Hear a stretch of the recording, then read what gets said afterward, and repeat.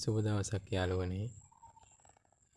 අලුතෙන් ආයෙ තව ලෝරියක් අරගත්තා. ඒකේ වෙන්න මේ දිරුම් ටිකක් තියෙනවා හදන්න.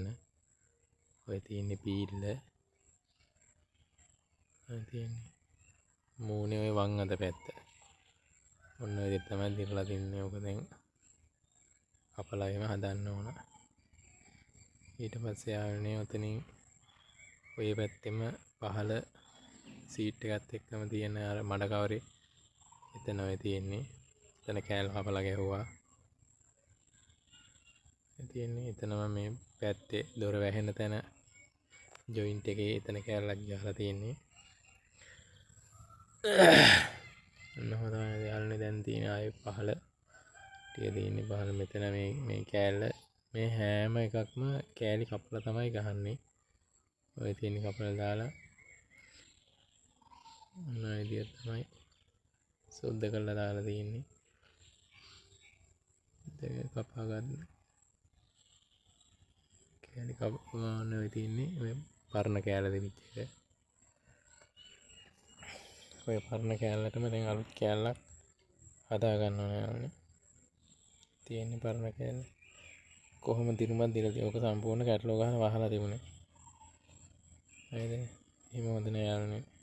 දෙන්න කෑල්ල කපා ගත්තා. ඔය තියෙන කෑල්ල.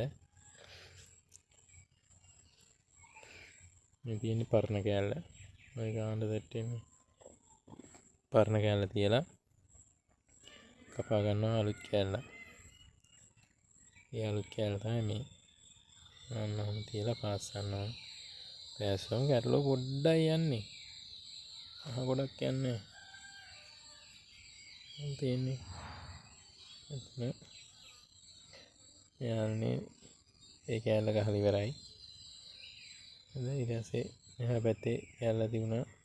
මේ තියෙන්නේ පරණ කෑල්ල ටික. ඔන්න දෙන්න එන්නේ කෑල්ලක්. තව කෑල්ලක් තියෙනවා. ඔන්න කෑල්ල.